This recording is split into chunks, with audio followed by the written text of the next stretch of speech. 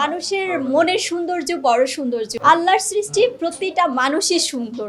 আমার নাকটা যদি একটু টানা টানা হতো আর একটু ফর্সা হতাম। আমি কখনো আসলে সার্জারি বা বোটক্স বা পিলার পিলিং এগুলো কিছুই আমার করা হয়নি। আমি ন্যাচারাল। সৌন্দর্যের জায়গায় যদি আমাদের জায়গা থেকে বলি, ডেফিনেটলি আমরা যারা কাজ করছি, যারা ক্যামেরার সামনে কাজ করছি, তাদের জন্য আমাদের তো কখনো না কখনো আমাদের কিছু না কিছু লাগেই। যত সুন্দরী হই না কেন আমাদের আসতে হয় কারো না কারো কাছে। মানুষের মনের সৌন্দর্য বড় সৌন্দর্য। মন মানসিকতা ভালো যদি থাকে, আত্মবিশ্বাস যদি থাকে, কনফিডেন্স যদি মানসিকভাবে মানুষের কনফিডেন্স থাকে, তাহলে আসলে শুধু ভেতরে নয় বাহিক সৌন্দর্যটাও বৃদ্ধি পায়। তবুও আমরা মাঝে মাঝে আয়নার সামনে দাঁড়াই। আল্লাহর সৃষ্টি প্রতিটা মানুষই সুন্দর আমি মনে করি।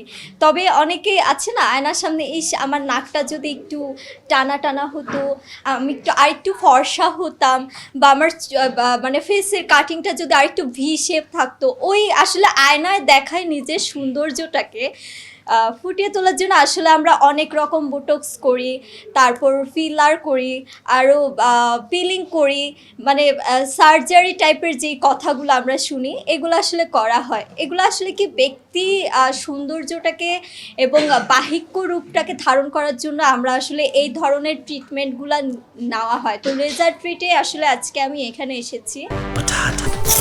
বাছাই করা আলু আর স্পাইসি সিজনিং এ প্রাণ পোটাটা চিপস নাকি বিস্কিট খেয়ে বুঝে নাও। আমি কখনো আসলে সার্জারি বা বোটক্স বা পিলার পিলিং এগুলো কিছুই আমার করা হয়নি। আমি ন্যাচারাল, বাট এখানে আমি হাইড্রা ফেসিয়ালটা নিয়েছি। টু বি অনেস্ট, এই ফেসিয়ালটা আমার এত বেশি, মানে আমি স্কিনে যখন দিয়েছিলাম হাইড্রা ফেসিয়ালটা, আমার খুবই ভালো কাজ করেছিল আমার স্কিনটা। এই যে দেখেন, এখন কিন্তু অলরেডি গ্লো করছে, টান টান। তো সেই জন্য আসলে আমার এই আজকে লেজার ট্রিটে আসা। সৌন্দর্যের জায়গায় যদি আমাদের জায়গা থেকে বলি, ডেফিনেটলি আমরা যারা কাজ করছি, যারা ক্যামেরার সামনে কাজ করছি, তাদের জন্য আমাদের তো কখনো না কখনো আমাদের কিছু না কিছু লাগেই। বিকজ আমরা প্রচণ্ড মেকআপে থাকি। যে এখনও যখন আমি ইন্টারভিউ দিচ্ছি, এখানে কিন্তু অনেক লাইট, প্রচুর light, those are high power lights, যেগুলোর রেগুলো ইজ ক্ষতিকর।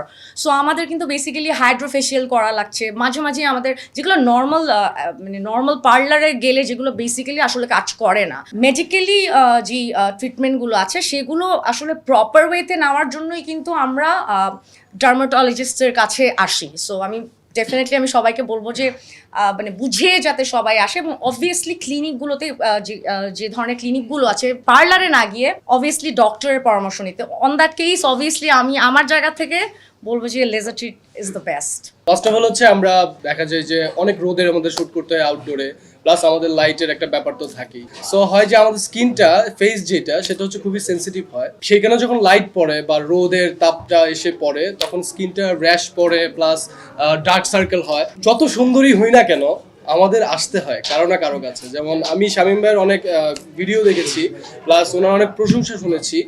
আমার কাছে মনে হয়েছে যে আমাদের বাংলাদেশে আমরা একটা বিষয় নিয়ে অনেক বেশি সেন্সিটিভ হই, সেটা হচ্ছে যে স্কিনটা নিয়ে আমরা অনেক বেশি ভয়ে থাকি যে কার কাছে যাব, ভালো হবে না খারাপ হবে, পিম্পল আসবে কি আসবে না।